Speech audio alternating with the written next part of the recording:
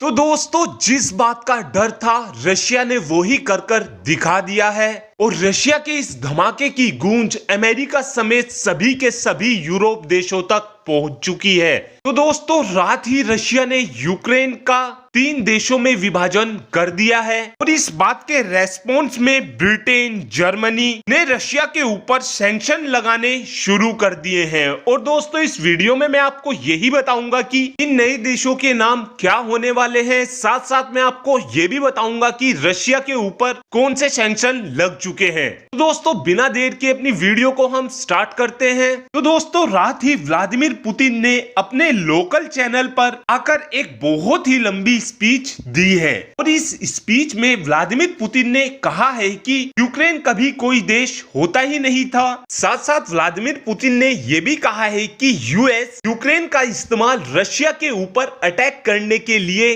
करना चाहता है और पुतिन ने यूक्रेन से डोनेस्क और लुहांस्क को पूरी तरीके से अलग कर दिया है और अब व्लादिमीर पुतिन की तरफ से अपनी आर्मी को भी लुहांस्क और डोनेस्क के एरिया में भेज दिया गया है। और पहले रशिया की आर्मी लुहांस्क और डोनेस्क से बाहर रहती थी, लेकिन अब रशियन आर्मी बिल्कुल यूक्रेन के अंदर ही आकर बैठ गई है। साथ साथ व्लादिमीर पुतिन की तरफ से यह भी कहा गया है कि लुहांस्क और डोनेस्क में रशियन मूल के लोग रहते हैं और इनकी जान बचाना हमारा कर्तव्य है। और अब डोनेस्क का नाम डोनेस्क पीपल रिपब्लिक हो गया है और इसी के साथ साथ डोनेस्क का एक नया झंडा भी इंट्रोड्यूस करा दिया गया है और अब लुहांस्क का नाम बदलकर लुहांस्क पीपल रिपब्लिक हो गया है। इसी के साथ साथ लुहांस्क का भी अपना नया झंडा बना दिया गया है। लेकिन अभी इन दोनों ही देशों को केवल रशिया की तरफ से ही मान्यता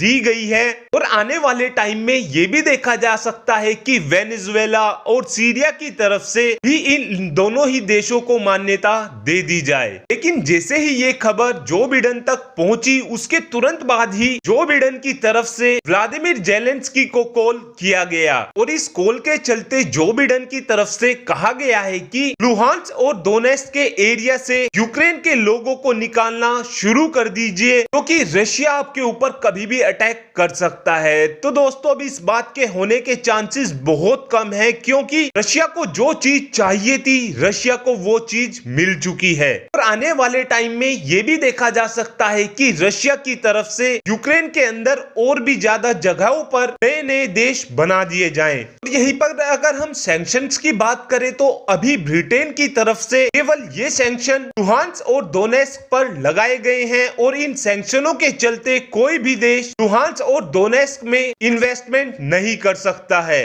लेकिन इस बात का रशिया के ऊपर कोई ज्यादा बड़ा इम्पैक्ट नहीं पड़ने वाला है। लेकिन अगर अमेरिका और यूरोप के देशों की तरफ से स्विफ्ट इंटरनेशनल पेमेंट सिस्टम से रशिया को बाहर कर दिया जाता है तो फिर ये रशिया के लिए किसी बुरे सदमे से कम नहीं होगा क्योंकि दुनिया भर के देश स्विफ्ट इंटरनेशनल पेमेंट सिस्टम की मदद से अपने पैसे को दूसरे देश को देते हैं। लेकिन अब रशिया को भी कहीं ना कहीं इस बात का खतरा हो रहा है कि अगर रशिया को स्विफ्ट इंटरनेशनल पेमेंट सिस्टम से बाहर निकाल दिया जाता है तो रशिया की करेंसी तो पहले से ही बहुत ज्यादा गिरी हुई है और आज के टाइम में $1 की कीमत रशिया में 80 रूबल हो चुकी है। रशिया के इतिहास में ये सबसे बड़ी गिरावट है और आज रशिया की स्टॉक मार्केट भी 10% और ज्यादा गिर गई है और अब से कुछ दिन पहले ही 15% रशिया की स्टॉक मार्केट गिर गई थी, लेकिन अब 10% और ज्यादा गिर गई है। लेकिन दोस्तों, इस बात से बिल्कुल साफ ये तो हो गया है कि जो बिडेन एक बहुत ही ज्यादा कमजोर राष्ट्रपति हैं और आने वाले टाइम में ये भी देखा जा सकता है कि जो बिडेन की प्रेसिडेंटशिप में चाइना भी ताइवान के ऊपर